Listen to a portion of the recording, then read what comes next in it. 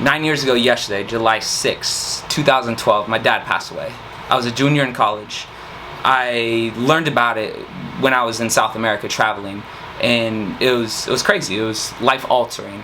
But what I want to talk about is how I've really dealt with that, even 9 years after. You know, I think about him every single day. Talk to my mom, my sisters about it. But there's a lot of good that really can come from a situation like this. You think about, you know, that person, the loved one that you have every day. I know I do. But you can really hone that energy and turn it into a positive, or you can let that energy affect you in a negative way, which is really easy to do. I'll talk about my experience with it. There were a lot of things that I wish I could have done differently, but I will say that my dad was definitely one of my best friends. We had a great relationship.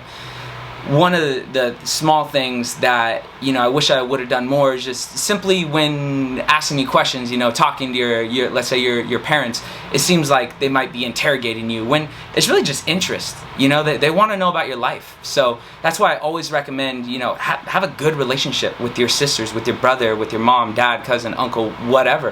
Have a good relationship with them. You never really realize how much someone means to you until they're no longer there for you.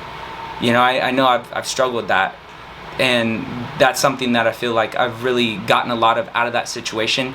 In relationships that I have now, I really try and find myself and be present and be appreciative of conversations instead of looking at, you know, some quote-unquote difficult conversations feeling like an interrogation. Enjoy the conversation. You never know if that might be the last conversation, or you know, you look back at that conversation and realize that you're really happy you had that. Some of the things that I want to challenge you to do is, you know, be more present. And another thing I want to challenge you with is when there's a life-altering scenario, let's say it could very easily negatively impact you, or the way your energy could be moved, you know, negatively. One thing I really did here was I had goals. High goals for myself and high aspirations before my dad passed away.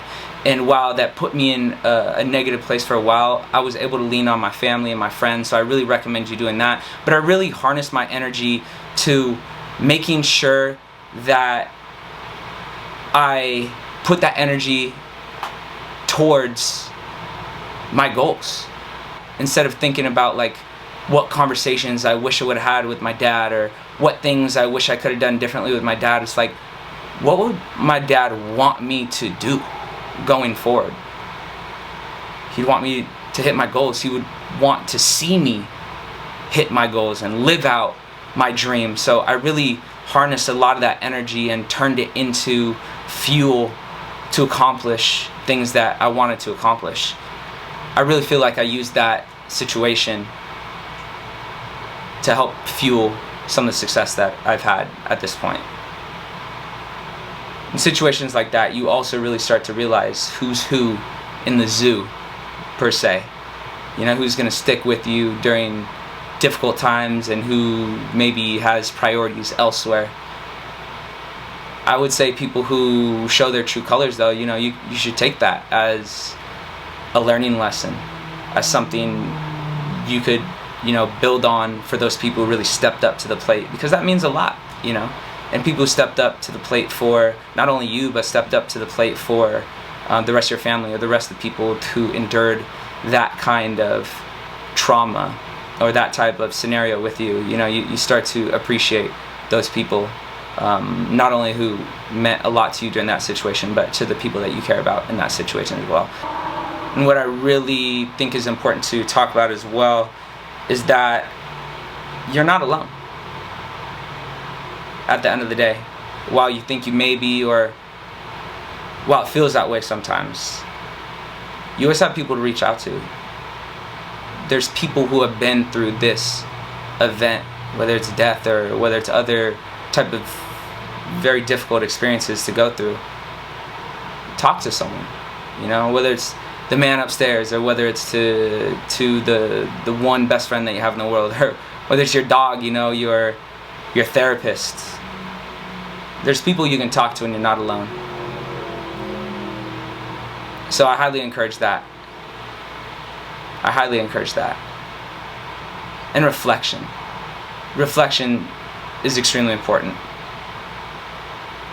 You can realize things that you wish you would have done and really take those lessons and apply it to future circumstances and future relationships and future situations, and turn into a positive. Take those regrets that you had, and when you're living in the present, you're living in the moment, you can now come to appreciate some of the finer things, some of the smaller details that maybe you'd missed in the past. So it's not all bad. While I miss my dad, I'm sure you miss your significant other, whatever event that you learned from. But there's a lot of positive that comes from it. And yeah, I think it's important that, I could share this with you today about how I feel and some of my experiences, because I know that there's a lot of other people who have really gone through the same thing, same difficult time as me, or maybe something a little bit different, but at the same time really comes down to, feeling hurt in some kind of way, but also using that pain to create a stronger love going forward as well.